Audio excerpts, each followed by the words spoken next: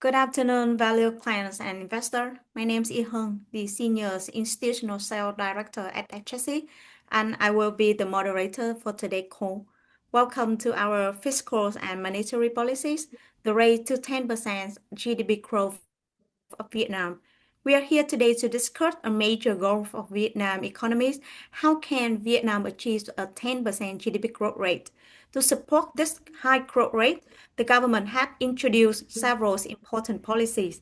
Today, we will look closely at three key regulations: Resolution 168 on institutional reform, Decision 1119 on fiscal expansions, and Circular 25 on new banking and credit rules. We will discuss how these three policies work together to drive the country's economic growth. And joining me to discuss this topic are two the sharpest minds in the market: Dr. Long, our chief economist, who will share his views on the structural shift and macro policies. Ms. Ha, our head of financial research, will deep dive into the capital allocations, banking liquidities, and the financial transmission channels needed to fund this growth. And both speakers will present for around 20 minutes each. Throughout the presentation, feel free to submit your question to the Q&A spot. We will address them during the Q&A section at the end. Without further ado, let's start with the Dr. Long section. The floor is yours, and thank you. Thank you, Ms. Hun, for the introduction. Can you hear me clearly? Yes, we can hear you. Thanks. Thank you. Good afternoon, our value clients. So, as introduced, I would like to start first with the macro section. So basically, I would like to talk about the resolution number 168 and the decision 1119 in the macro perspective. And also, I want to give a broad overview of the current landscape of the Vietnam funding structure, and also some implication for the banking sector, as well as for the future development of the financial market of Vietnam towards the year 2030, and serving for the 10% growth for the next 5 years. At first, regarding to the resolution number 168, we see some of the guidance for the fiscal policy management, for the monetary policy management, and for the cooperation between the two body of the government, the Ministry of Finance and the Central Bank of Vietnam. Regarding to the MOF, so the government guiding the MOF under the resolution number 168 to continue with the reasonable expansionary fiscal policy to support for the economic growth. For example, continue extending the some tax cut like VAT, CIT, PIT, as well as extending the gasoline and jet fuel tax cut until the end of September to support for the economy. And following that resolution, we already see the continued extension of the gasoline tax until the 30th of September this year, exception only for the special consumption tax to be remain in place starting from this July. That means an increase of about 8% for E5 gasoline and 7% for E10 gasoline. And together with that, the stabilization fund also starting again with the value contribution from the consumer. The second thing is also the increase in the baseline of the salary by about 8% effectively since July this year. That also likely to boost further consumption activity in the second half of the year. The MOF also is guiding to revise the security law that will be discussed in the next national assembly meeting, the ordinary session in October.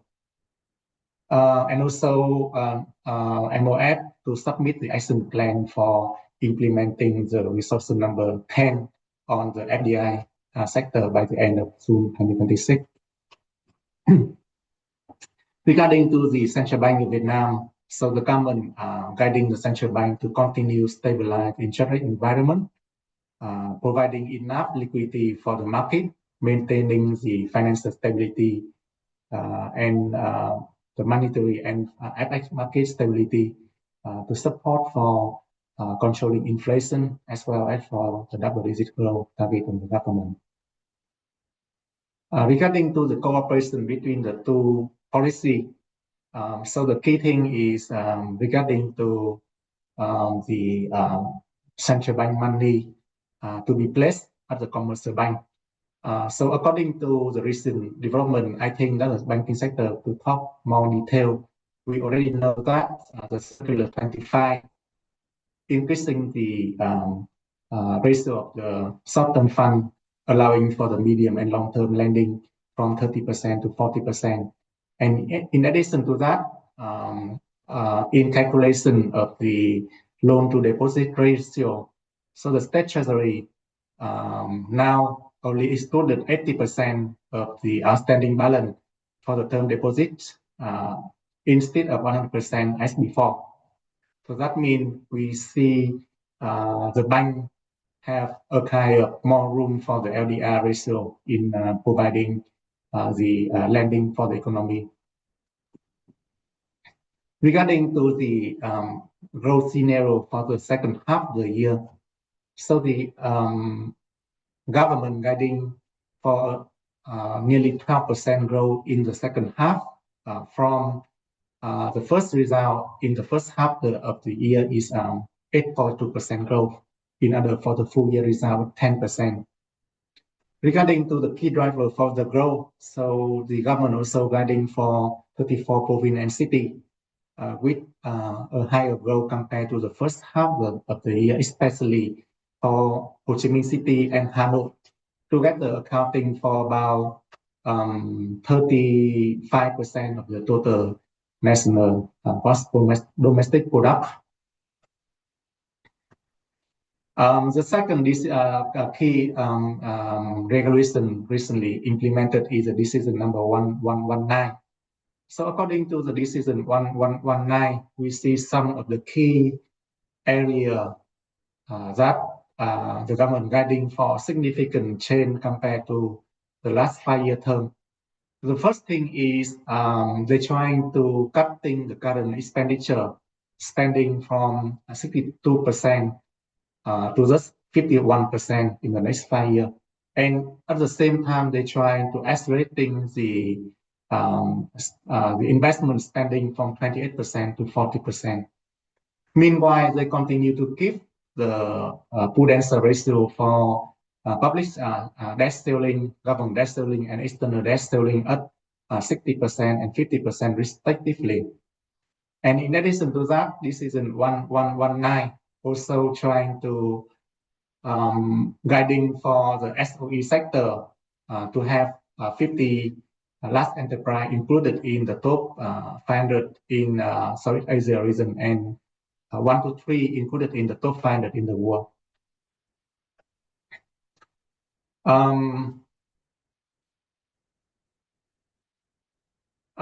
The second part I want to talk, as I mentioned, regarding to the current situation of the funding structure of Vietnam.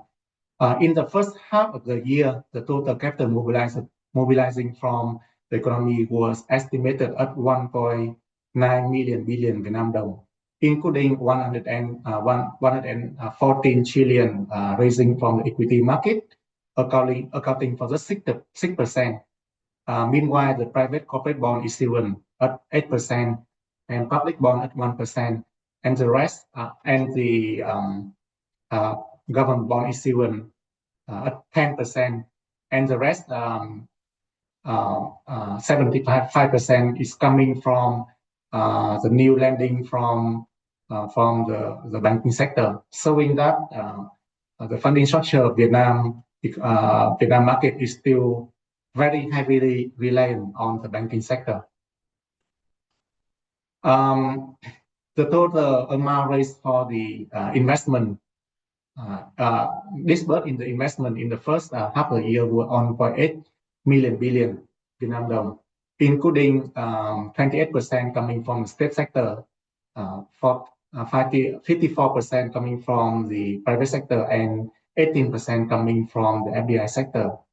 Under the resolution number 25 of the National Assembly of Vietnam. So Vietnam targeting 40% of the total social investment by the next 5 years on average. Among that, the contribution from the FDI sector to the total social investment aiming at 25% by the year 2045. Regarding to the FDI landscape in the first half, it was very optimistic, with disbursement rising about 11.2% over the same period last year, and marking the highest level of the FDI disbursement in the last 5 years. According to the survey from the FDI investor from the Eurocharm, we see 8 criteria remaining the key challenge for the FDI business, of which the most challenging area still the administrative and procedure paperwork. Second is regarding to the regulation, and third regarding to the tax administration. Fourth regarding to the custom procedure, and fifth regarding to the labor shortage. Other area Vietnam need to improve also regarding to the visa and working permit, the overlapping of the government requirement. Surprisingly, the infrastructure and energy constraint is among the least challenge for the FDI investor, showing the government right direction of improving the infrastructure of Vietnam in the last few years. Regarding for the corporate bond market, so in the first half of the year, the outstanding corporate bond was account to about 12% of last year's GDP, with the outstanding value still dominated by the banking sector accounting for 46%, and the real estate developer accounting for 32%. Meanwhile, other sector, including the manufacturing activity, only accounting for 22%. According to the decision number 1726 of the government of the Prime Minister in 2023, so the Vietnam targeting the outstanding corporate bond to reach 25% of GDP in the next 5 years. So we see it's still a very big gap for fulfilling this target. Regarding to the equity market performance in the first half of the year, the market capitalization continued to increase to about 82% of GDP in 2025, compared to last year 79%. Meanwhile, the daily liquidity still maintained at the fourth highest level in Southeast Asia, at about 1.1 billion US dollar per section. Despite that, the foreign investor continue to be the net seller on the Ho Chi Minh Stock Exchange for a fourth consecutive year, with the year-to-date selling of 3 billion US dollar, accounting for 62% of the net selling in 2025. And cumulatively, in the last 4 years, the foreign investor already sold Vietnam 12.4 billion US dollar. That's one positive news is in terms of the market capitalization. The Ho Chi Minh Stock Exchange right now surpassed the Philippine and Indonesian stock market in terms of the share GDP. The government aiming for the stock market to account for 120% of GDP by the year 2028.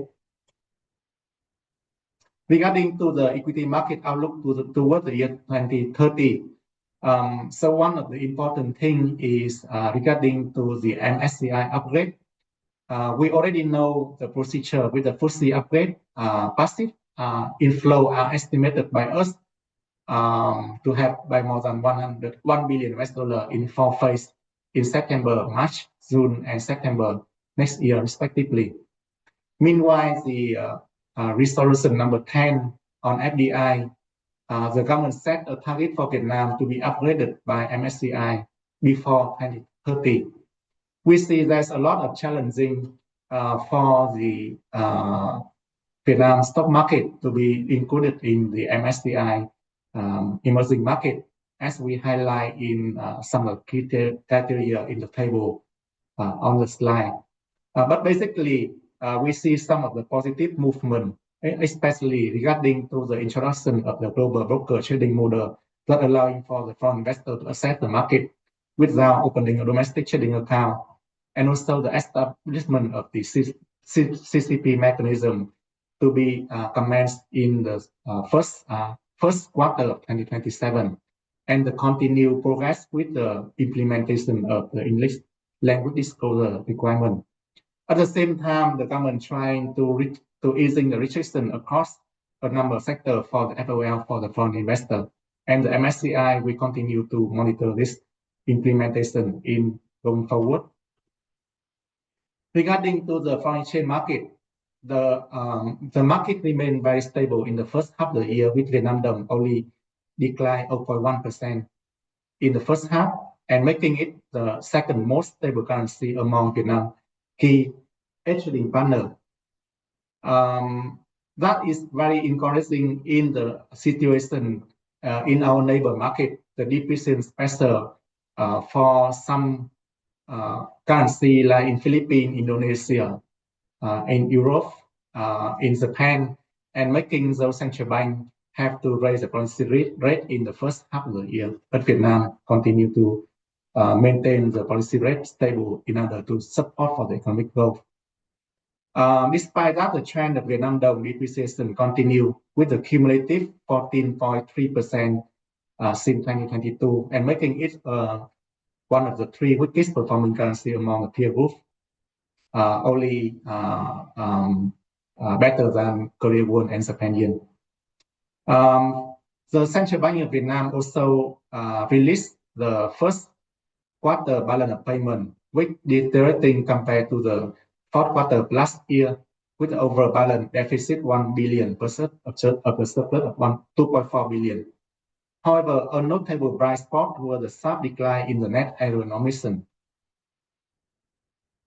But the interest rate remained elevated in the first half of the year, with both deposit and lending rate continue to edge higher, suggesting that the liquidity condition in the banking sector remain very tight.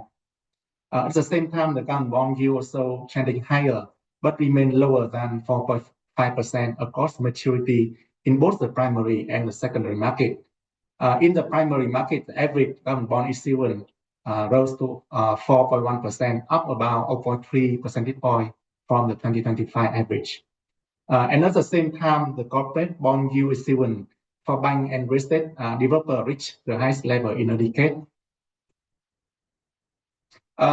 This slide shows our talk on the banking system liquidity from the most macro perspective. First, we observe that the share of the credit funded by the deposit declining to 86% in the first quarter of this year, according to official data from the Central Bank of Vietnam. So that driving the liquidity demand in the interbank market to a record high. The average daily trading volume in the interbank market reached about 870 trillion in the first half of the year. Meanwhile, the interbank overnight rate also climbed to the highest ever level in a decade of 5.7% on average. To support the banking system liquidity, the Central Bank of Vietnam has suspended the bill issuance in late July last year. And according to our database, at the end of June, the Central Bank of Vietnam has injected around 245 trillion of net liquidity through the open market operation at the interest rate at 4.5%. The deposit to credit ratio has declined, we think because the credit growth consistently outpacing the deposit growth, with the credit expanding by average of 15% in the last 5 years and accelerating to 19% last year. At the same time, the currency in circulation outside the banking system surged by 29% in 2025, based on the data from the Central Bank of Vietnam and our calculation. In 2025, the HSC domestic gold price rising about 82%, broadly checking the global gold price. And we think that was one of the key factors contributing to the sharp increase in the currency in circulation outside the banking sector. One good news is in the first half of the year, the gold price domestically declined by 4%. So we hope for a kind of improvement in terms of the deposit in coming months.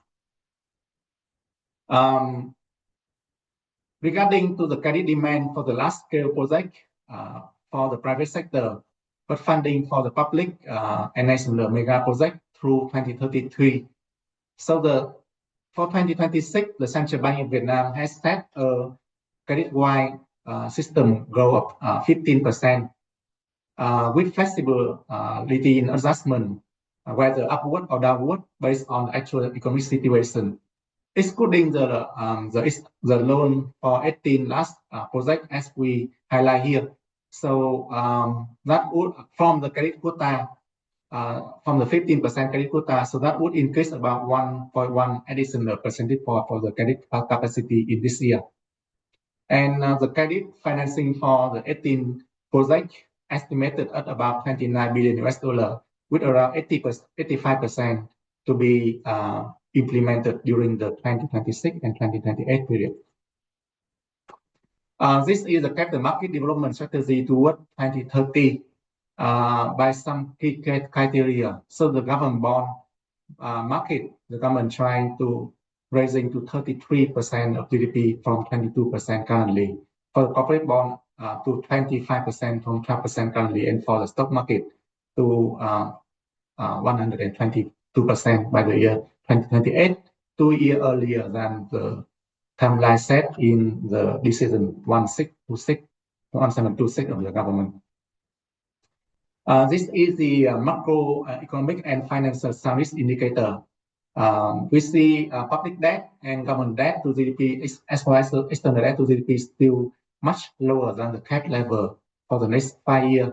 However, the credit to GDP is estimated at around 145% last year, and this is 3 times higher than the median level, 52% among the country rated BB, that is the same rating with Vietnam by Fitch Rating, showing this is a key challenge for Vietnam to be upgraded by Fitch Rating for become the investable grade. Vietnam aiming for achieve the investment grade sovereign rating by 2030, according to the resolution number 109. The current Fitch Rating for Vietnam is B plus. That means only 1 notch below the investment grade with a stable outlook. The Fitch Rating welcome Vietnam for very strong economic growth prospect, as well as very relatively favorable fiscal space, as we mentioned in the previous slide. However, the high reliance on the credit growth, the banking sector risk, and the potential contingent liability remain the key constraint preventing them to upgrade Vietnam to investment grade of BBB. So here is the report from the Fitch that I highlight. This is the latest report in June, I think. So based on the SRM model, indicating Vietnam is already classified as BBB, but they downgrade Vietnam 2 notch to BB plus from the macroeconomic adjustment and from the public finance adjustment, as we mentioned. For the macroeconomic adjustment, because the high reliance on the credit-driven growth and the limited data transparency and weak policy consistency. And for the public finance, because of the contingent liability, the debt sustainability, and the banking sector and SOE, despite the current low public debt level. They also mentioned some potential for upgrade factor and some potential for downgrade factor. You can read the slide later. This is the last slide I want to mention before I hand over to Ms. Ha for the next section. This is the financial strategy for Vietnam. until the year 2030, aiming for the double-digit growth. So we think Vietnam is trying to have a growth model based on investment-driven, together with the export-driven, like in the past. According to the IMF, Vietnam grow in the next 5 years still the highest economic growth rate in Southeast Asia, at average of 6.4%.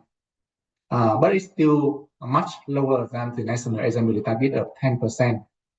Vietnam also become the upper middle income country based on the World Bank threshold that the GNI Vietnam reaching nearly 5,000 US dollar in 2025, above the threshold of 4.6 thousand US dollar.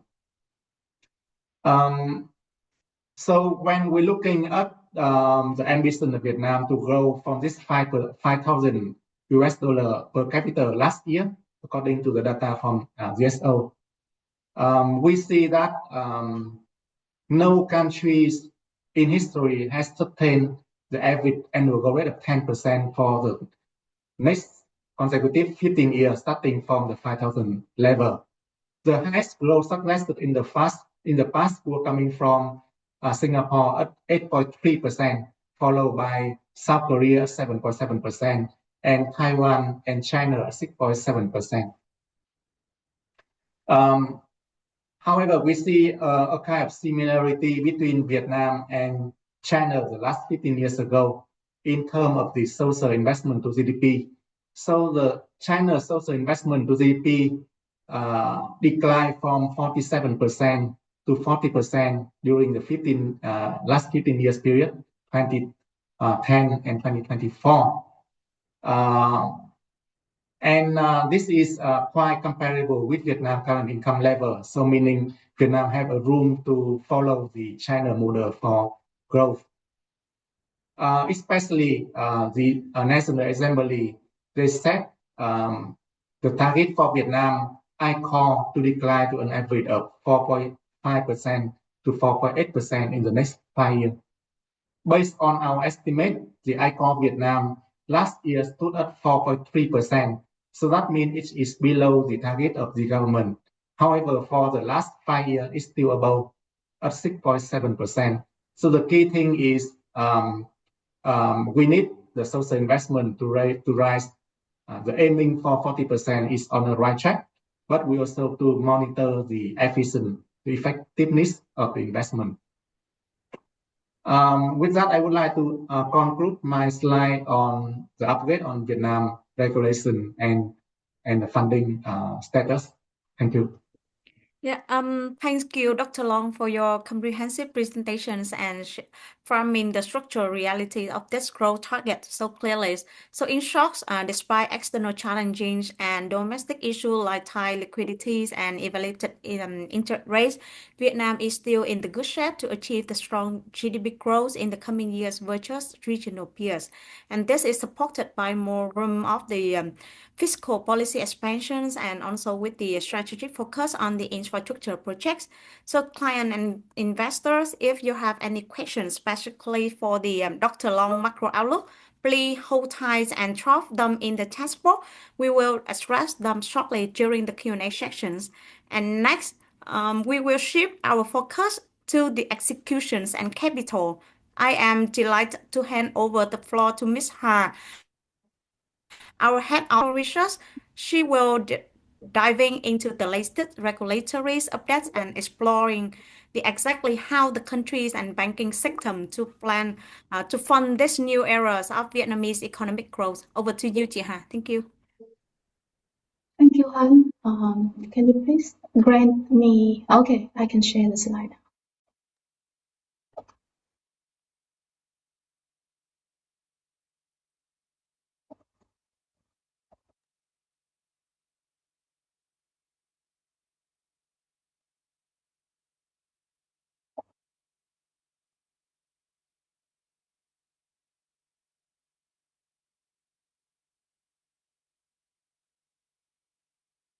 Yeah, it's good to go, Chị. Okay. So good afternoon. So today my presentation will focus on how Vietnam's banking policy is evolving to support the next investment cycle. So I will focus on three major questions. Why these measures are needed, how much additional capacity they may create, and which banks are best positioned to benefit. So this slide is a bit overlap with Dr. Long, but from our banking perspective, I just want to point out that Vietnam's next growth cycle will require a substantial increase in investment. The government plan implies that private investment will need to more than double compared with the previous 5-year period. Private capital is also expected to represent the largest component of total investment. This reflects a broader change in the development model, with private sector groups taking a larger role in infrastructure, including airports, ports, metro system, expressways, and railways. The project shows on the right illustrate the scale of the funding requirement. And several projects individually require billions of US dollars, and most will need long-term financing rather than just short-term working capital. So the implication for banks is a sharp increase in demand for medium and long-term credit. The challenge is that this demand is emerging at a time when bank funding remains very constrained. And that funding constraint is the starting point for the recent policy response. As you can see that deposit mobilization has actually recently slightly improved, with monthly deposit inflows strengthened since late March, as you can see here. And this has helped slow the deterioration in the credit deposit gap. You can see it is kind of flat from March until June. However, the system is still operating with a limited liquidity headroom. The loan-to-deposit ratio has risen to around 115% since March until now, while credit continues to grow faster than deposit. Competition for funding also remains intense, as reflected in elevated effective deposit rates and also periodic volatility in overnight interbank rates. In this chart, we have the two bars here showing the kind of the highest level of interest rate we've seen in the previous peak in late 2022, early 2023, at around 11%, and the current time, then the 12-month deposit rate also like ranging around like 8% for state-owned commercial banks and 9% at private banks. So it has increased around 100 to 200 basis point compared to the the level seen like in the first half last year. However, it is still roughly 150 to 200 basis point lower than the previous peak. So this lower right chart here is the key one.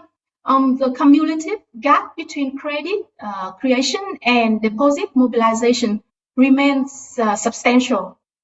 This means banks are being asked to finance a larger investment cycle without a corresponding increase in stable funding. So the authorities therefore need to create targeted lending capacity while avoiding the risk associated with broad liquidity injection. So this timeline shows how the regulatory emphasis has changed. At the beginning of the year, the focus was more on balance sheet discipline. The State Bank set a 15% credit system credit growth target, also imposed tighter first quarter credit control, and also restricted real estate credit growth. The prudential direction was also becoming more conservative through the proposed Basel III framework. From May onward, the authorities began introducing targeted adjustment. These include the recognition of state treasury term deposit in the regulatory LDR, loan-to-deposit ratio, a higher cap on short-term funding used for medium and long-term lending, exemption for selected real estate segment, and credit quota exemption for designated infrastructure projects. So the common objective is to remove the bottlenecks for priority lending without relaxing standards across the entire system.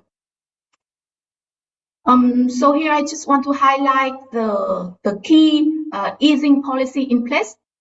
So the policy package has four components, as we briefly discussed in the previous slide. Each address a different constraint. So first, quota exemption, increase lending headroom for designated infrastructure projects, also for social housing and industrial parks. Second, the higher short-term funding for medium and long-term lending ratio allow banks to support more medium and long-term lending. Third, the inclusion of state treasury term deposit in the regulatory deposit base provide additional flexibility in managing the loans to deposit ratio. And fourth, the Ministry of Finance may be permitted to place a larger share of state treasury funds with commercial banks.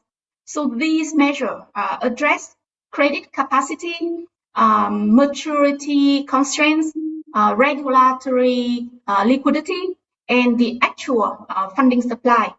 They are complementary, but their impact vary by bank. Participation in eligible projects, current liquidity ratios, access to treasury deposit, and internal risk limit will determine how much benefit each bank receives.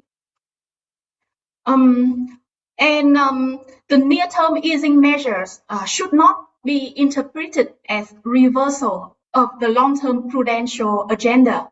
Here in this slide, we just highlight the draft Basel III framework. This framework remains important, although implementation may be delayed or revised. So just, with the current draft, the proposed framework would include an 85% credit to funding cap, a phased implementation of the liquidity coverage ratio, LCR, and net stable funding ratio, NSFR, and also propose a minimum leverage ratio, LEV, of 3%. So over time, these requirements will place a greater value on stable customer funding, high quality liquid asset, and disciplined balance sheet growth. So this creates an important distinction for investors. So in the near term, policy may favor banks with access to priority projects. However, over the long term, banks with strong retail and SME deposit franchise should be better positioned to comply with tighter liquidity standards. So this slide provides a bit more detail on the composition and recent growth of real estate lending. So the first point is that credit to real estate developers expanded very rapidly between 2023 and 2025. So over this period, developer credit grew at more than twice the pace of overall system credit. So this helps explain why the State Bank introduced tighter controls on real estate lending for 2026. However, the policy treatment is not uniform across all real estate subsegments. So industrial park and social housing have long been priority areas for the government. Industrial park support FDI inflows and manufacturing expansion, while social housing is intended to address the shortage of affordable housing in Vietnam. Despite this policy importance, both segments still account for only a small share of total loans to real estate developers and projects, with industrial parks represent around 6%, while social housing accounts for less than 1%. This means that the recent extensions are targeted rather than broad-based, and they encourage credit to priority subsectors, but are unlikely by themselves to materially expand total real estate lending. The more meaningful increase in credit headroom actually come from the separate exemption granted to major infrastructure projects. So the exemption for the 18 major infrastructure projects is quite significant. These projects cover 4 main clusters: APEC-related development, public-private partnership projects, metro and railway lines, and Gia Binh International Airport. Total funding needs are estimated at around 752 trillion Vietnam dong, equivalent to around 29-30 billion US dollar. And importantly, around 85% of the required funding is expected during the first 3 years, from 2026 to 2028. So based on our estimate, excluding these projects from the current credit quota could add approximately 1.13 percentage points to 2026 system credit growth headroom. And the impact will be concentrated among banks that have relationship with the relevant sponsor, project sponsor, and also the capacity to arrange large and long-term facilities. So this slide, I want to mention more on the liquidity support. So policy support is being coordinated through complementary channels to strengthen the banking system capacity to fund infrastructure projects, while also ease liquidity pressure. So the first channel is the increase in short-term funding ratio cap, or you can call it SML cap, from 30 to 40%. So this gives banks greater flexibility to use short-term funding for medium and long-term lending, which is particularly relevant for infrastructure projects with long construction and repayment periods. Based on our estimate, the higher cap could theoretically unlock around 1.3 quadrillion Vietnam dong in additional medium and long-term lending capacity. However, this regulatory capacity, rather than a forecast or actual loan growth, utilization will still depending on capital funding availability, project quality, and each bank's internal risk limit. The second channel is the greater flexibility for state treasury placement, with the Ministry of Finance may be authorized to determine the ceiling for treasury deposit placed with commercial banks, potentially including both state-owned and private banks. And this could provide direct funding support to participating lenders and help relieve system liquidity constraint. So taken together, the two measures address both sides of the equation. The SML adjustment expands banks' capacity to lend long-term, while treasury placement provide additional funding to support that lending. So the next slide will look a bit more closely at the potential scale and distribution of state treasury liquidity support. So the total treasury balance, we estimate it is around 1.5 quadrillion Vietnam dong, and it is held mainly at the state bank and the 3 large state-owned banks, including Vietcombank, BIDV, and Vietinbank. So further liquidity and LDR relief remain available through two channels that we mentioned earlier. So, assuming a theoretical 100% cap for both treasury placement in the banking system and also 100% of their inclusion in the regulatory deposit base. So we estimate that if both ratio, right, both cap is 100%, then the banking system will have additional 750 trillion dong additional deposit, which equivalent to around 4.3% of the current customer deposit level. So that is the theory. However, we think that this is hardly the case. Actually, sometimes the additional, maybe still the inclusion of the state treasury deposit in the deposit base are likely to stay less than 50% in our opinion, as well as the amount of state treasury deposit to place in the commercial banks, because for the state treasury, because it's also depending on the public investment and the plan for disbursement of these funds. So it's 100%. It's just in theory. It's gonna be hardly the case. And the impact will also depend on how these deposits are distributed. If placement remain concentrated among state-owned banks, then the state-owned bank will capture most of the benefit, and a broader allocation would extend the support to selected private banks involved in priority infrastructure projects.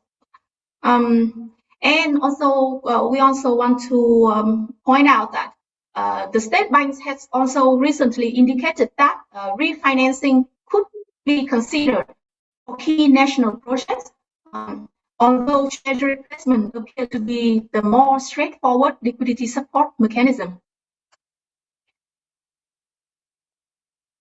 So our interest rate outlook. So our base case is for interest rate to remain broadly stable. Improving deposit growth and regulatory liquidity support should reduce the risk of further sharp increase in funding costs. However, the credit deposit gap remains wide and competition for customer deposits still very intense. So these forces are likely to offset each other. In a more favorable scenario, substantial treasury placement or other liquidity support could allow deposit and interbank rates to decline modestly over the next 1 to 2 quarters. So just, as an overall conclusion here, we do not expect aggressive easing, and the more likely outcome is stabilization with selective relief for banks receiving additional liquidity. The benefits are unlikely to be evenly distributed across the sector, as we already, mentioned. The strongest near-term beneficiary should be banks that combine 3 attributes: access to designated projects, sufficient balance sheet capacity, and a credible funding channel. So we list here, selected banks like Techcombank and NDB. They have direct ties with developers in the infrastructure, in the 18 infrastructure projects. Banks who have infrastructure focus, we have state-owned commercial banks and MP Bank. We also have other banks here who have strong ties with developers in general. That include SDB, LPB, VPB, and HD Bank.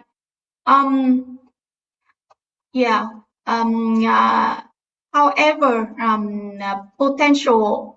the potential benefits here include faster credit growth, improve fee income from project financing, stronger market sentiment, and potentially, the access to treasury-related liquidity.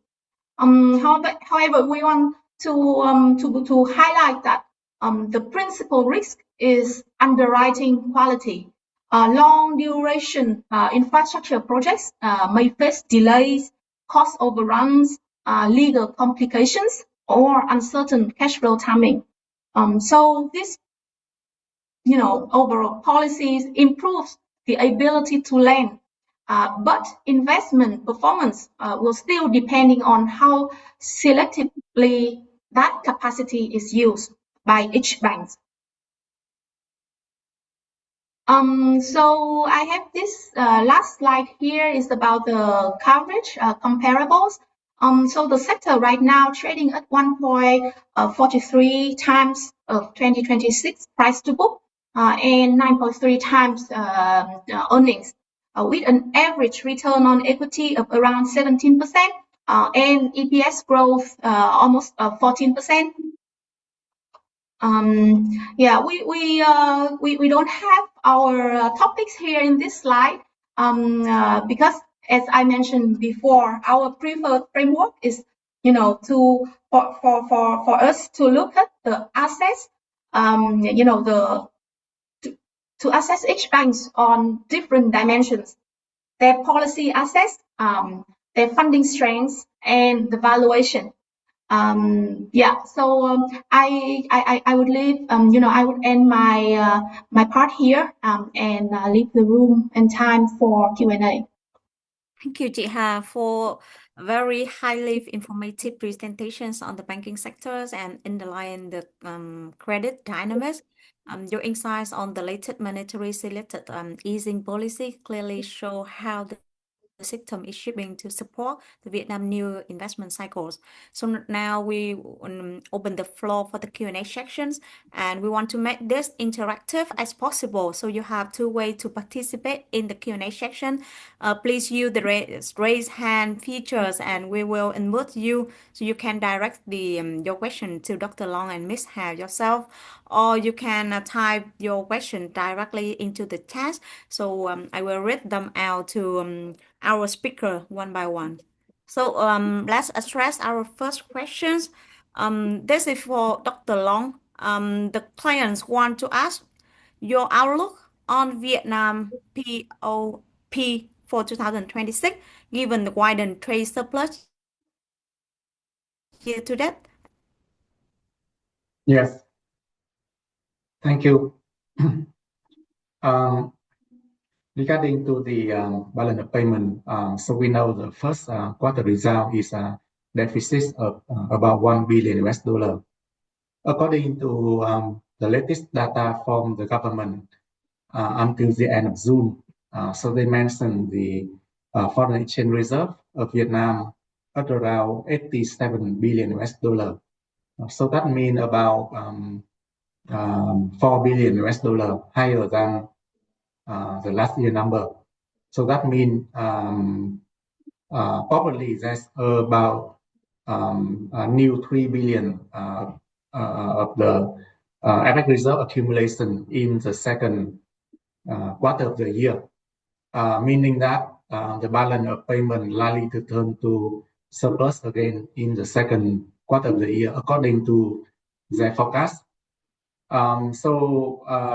This is, if it is true, it is quite surprising to us, given you mentioned about the deficit in good of about 16 to 17 billion US dollar in the first half of the year. If that happens, so I think from our assumption is for the full year, we continue to see a very small amount current account deficit because of the trade deficit, not likely to improve in coming period. However, there should be a big improvement in terms of the financial account, including we see the number of the FDI commitment and disbursement is very positive. And in addition to that, we see the declining in terms of the error and omission. So overall, for the balance of payment in 2026, we expect that the overall balance payment still in positive position for this year. Currently, we already revised up our forecast for the FX reserve number Vietnam for this year. I think to around 87 to 88 billion US dollar. So that's reflecting our expectation of the overall balance payment surplus this year. Thank you. Yeah, thanks, Anh Long, for your very detailed answers. So the next question is as interest rate have been increasing, how would that impact other areas such as manufacturing and consumption in your view? And what is the difference in bank lending rate to the real estate versus the manufacturing and consumption? Thank you. I think so. For the first, it should be Dr. Long, and then if Miss have any elaborate, so we can extend the answer. Thank you.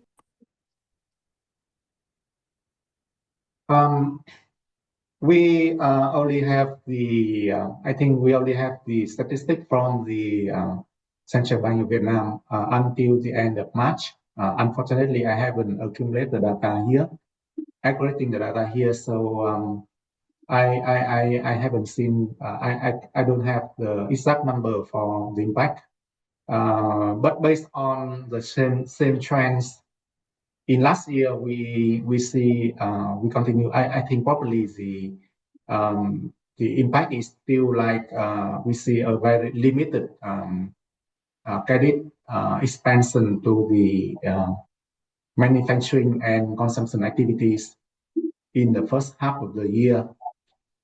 Detailed number, I think Ha can provide. You have the number from the banks for this breakdown. I can just give you my our perspective on this. So I think like interest rate increasing, that would be a negative impact for manufacturing and consumption, demand for credit,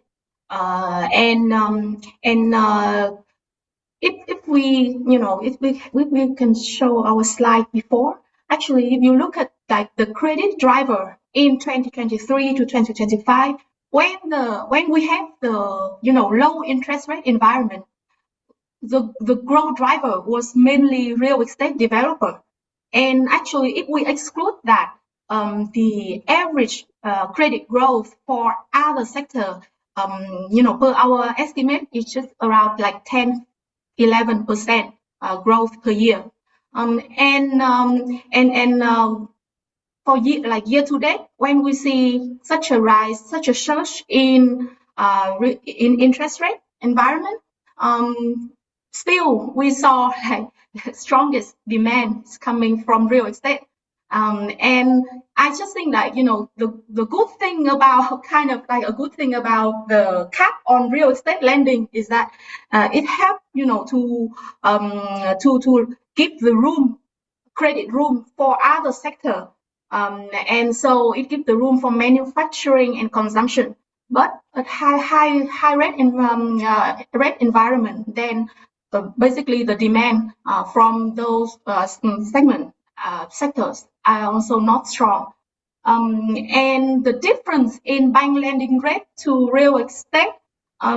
So year to date, actually, what we've seen is that the very high lending rate is for mortgage and also for real estate developer, and the borrowing rate for manufacturing actually staying around like 7.5 to 9%. Mortgage rate, like the including the incentive, like fixed rate of the first year or first 2 years, is around 10%, and floating rate 12-14%. So there's a huge difference between the lending rate for each different sector.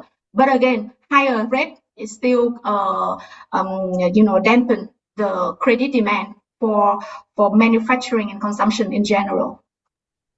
Thanks, Anh Long and Chị Hà. So the next question is asking about the forex. So please give your opinions about the forecast exchange rates in the next, even for the short runs and in the long time as well, in case of the foreign investor have both a heavy outflow year to date. Thank you, Anh Long. Thank you for the question. So despite the performance of the good performance of the BND in the first half, only depreciated 0.1%, but currently we still keep our forecast for this year unchanged at the rate at year end, interbank rate at 27,000 Vietnam dong per US dollar. So that equivalent to about 2.6% depreciation of Vietnam dong this year. And also we continue to expect the depreciation of Vietnam dong next year to 27,500. That means another 1.5% depreciation. The reason why we expect that is first we still see the upside risk regarding to the external sector regarding to the new tariff to be imposed by the U.S. government once the Section 1222 expires at later part of this month. And second is because of the high economic growth, so it's likely to be a kind of offsetting in terms of other criteria, including the FX. And given if the higher tariff rate, so it's likely for Vietnam to remain competitive in the external sector. So the BND likely to be allowed for a little of the depreciation. Actually, at 2.5% is not a bad. I think it's not a quite bad performance because if we look at the trend of BND in the last 20 years, actually BND is depreciated each year by about 2.5%. So it's actually in line with the long-term trend. So that is my view on the FX. Yeah, thank you. And so the next question is for Chị Hà. What is your opinions on when SPV will be able to implement officially the CDR, the new LDR ratio? Thank you. If you recall, like one of the slides I have in my presentation, I mentioned about like the possibility, it's actually like likely delay and revise. How to say, when the draft circular, like Basel III circular, was published, right? And we try to estimate the CDR of the banks that we cover following the new standard. So just to be, briefly here, what is the CDR? CDR is the credit to funding, and the draft circular still put a cap of 85%. However, the definition of credit and funding is different compared with LDR. So for credit definition, it adds other credit exposure beyond loans, including corporate bonds, LCs, and off-balance sheet commitment. And for funding definition, it excludes cross-bank funding from the deposit base, including interbank deposit and also valuable papers held by other banks. So, when we try to calculate the CDR, we saw that most of the banks we cover, they will not, the CDR will be higher than the cap 85%, which means that most banks are not ready. And so in our view, if the SBB want to apply the new CDR, they need to make revision to make it more practical. Otherwise, banks cannot really grow and cannot support the economy growth. So yeah, and also one more thing is that if you look at the SBB website and you see banks have submit their feedback for the draft, and actually it's kind of like the first time I saw that many opinions or feedbacks from the bankings. We saw like 4 attachment, and each attachment is like more than 100 pages with feedback from all commercial banks. So in general, I think like this draft is good, but it is impractical at the moment, and there will be a lot more revisions needed before it becomes like practical. And I cannot, kind of say anything for sure. Right now, we only think that because there's a lot of revision needed, so it's gonna be a delay. Maybe like toward year end this year, or maybe next year. Yeah, thanks, chị Hà. So next, I would like to invite Mr. JP from NTSS to ask the question. Thank you. Hi, Han. Thank you.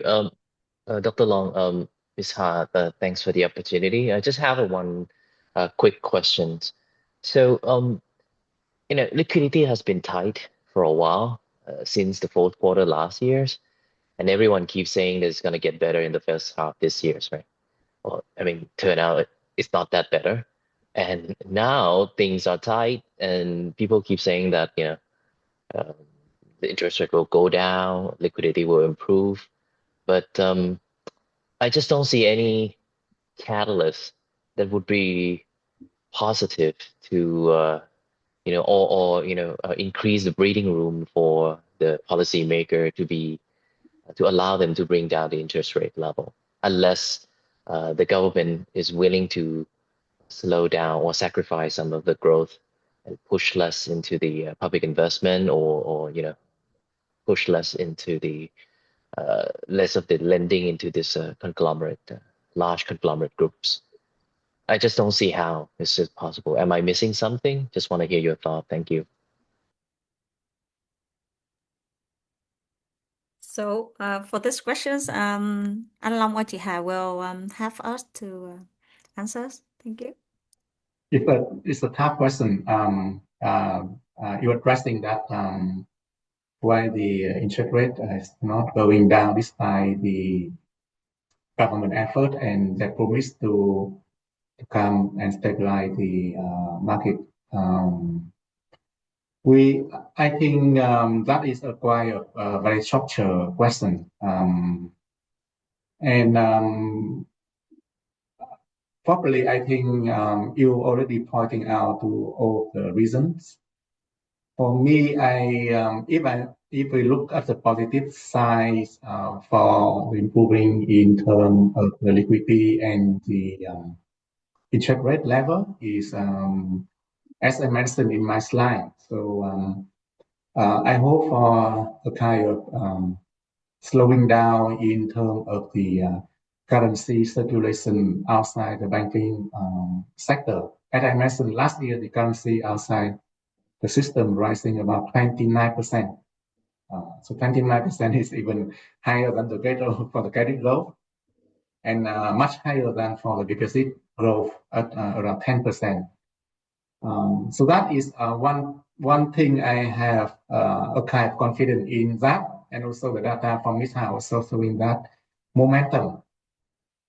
But probably that should not be enough in order to bring the interest rate level down, because given the government they extending the credit for 3 big groups, and the amount is 29 billion, with 85% to be disbursed in the next 3 years.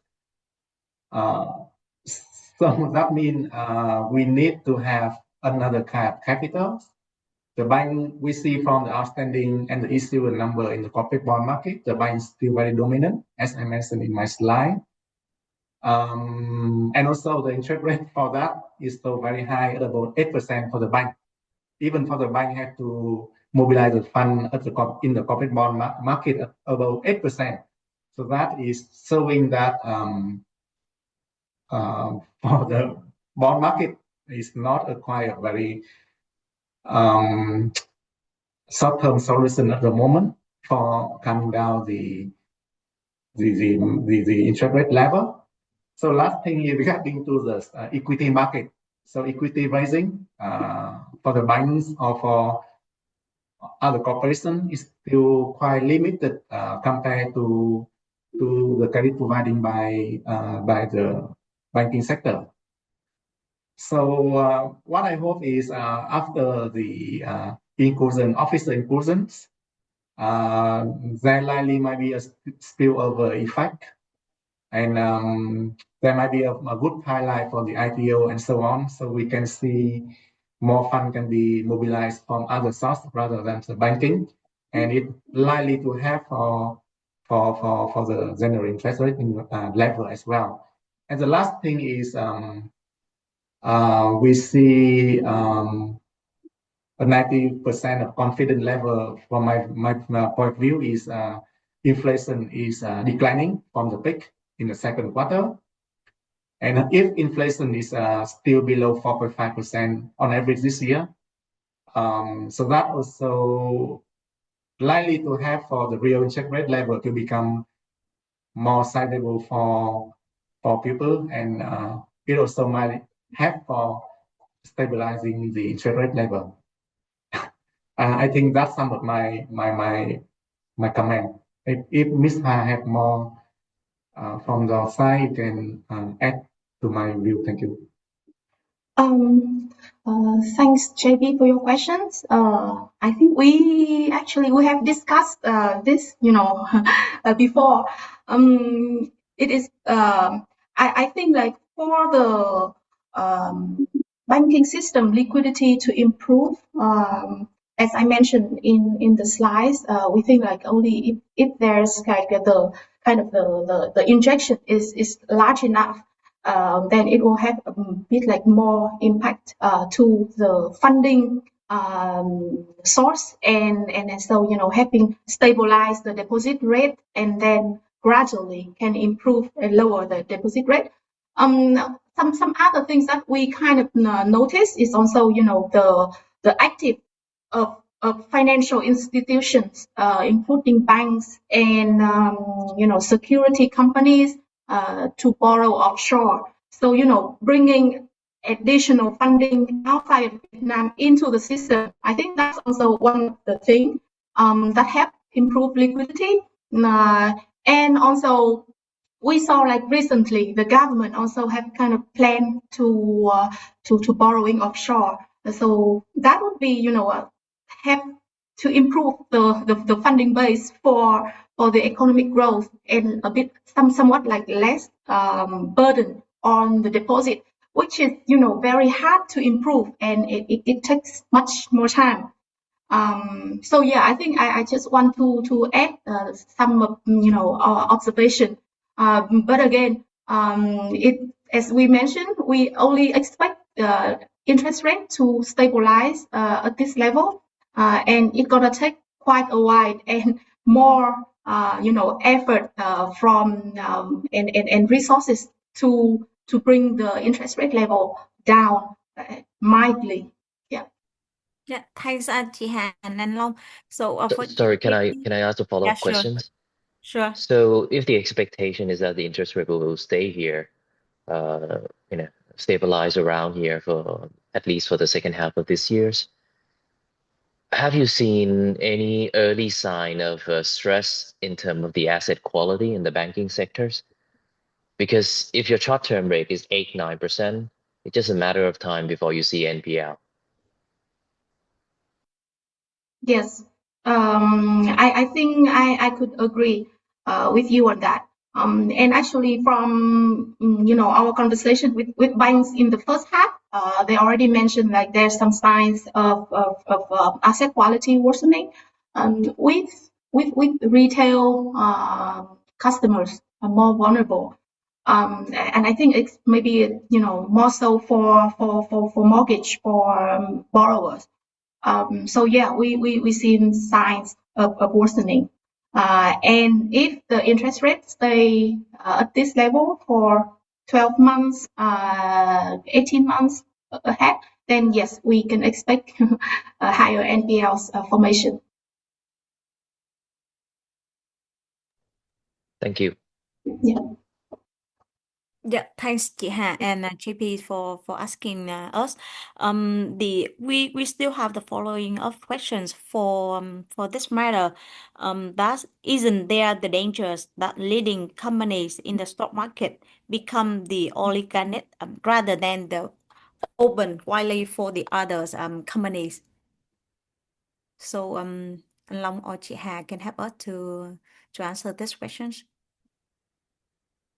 Because we have a more the favorable term for some three group, including Vin Group, Masterise, and Sun Group. So is this the potential risk because it's not equally exposure to others companies in the Vietnam right now?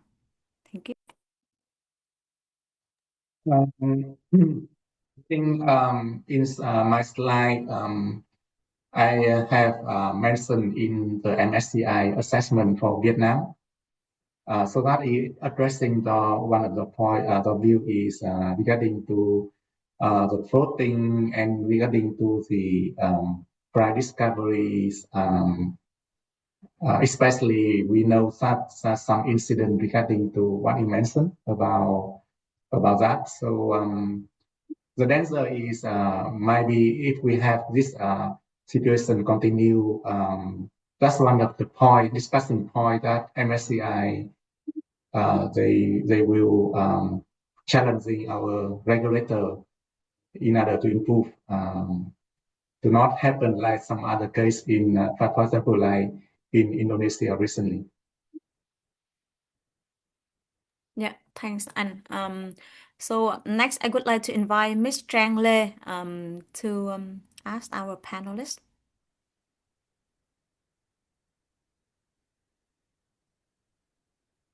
It seems that we don't receive the from the Trang Lê. So the next question is what is your views on the possibility of Vietnam facing additional tariff from the US, potentially higher than those imposed versus the competitors from other countries related to the electoral property violation section 301? Thank you. Yes, currently Vietnam has been investigating by the U.S. authority on three cases. One is on the excessive labor, another is on overcapacity. As on forced labor, another on overcapacity, and the last one I mentioned on the IP.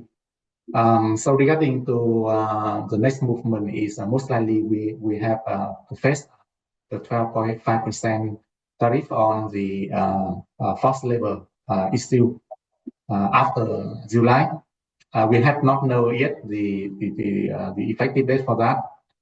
Regarding to the IP, so the government of Vietnam they are trying to cooperate with the US side in order to avoid that kind of tariff. So we cannot say that anything about that now about the chance that we have additional tariff on top of that 12.5% for now.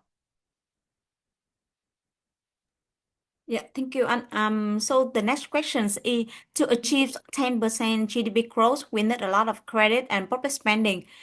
So do you think this aggressive growth target will create high inflation pressure for Vietnam in the coming years?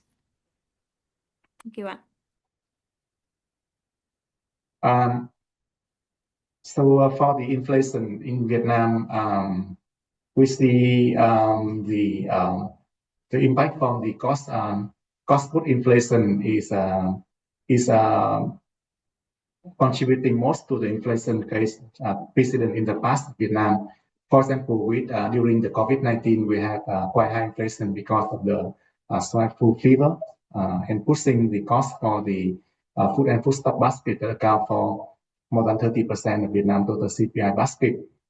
For other time, like recently, we see the raising in terms of three category: foodstuff and transportation and housing and construction materials, due to the rising in terms of the energy price globally, as we know with the tension in the war between Iran and the US and the closure of the Strait of Hormuz.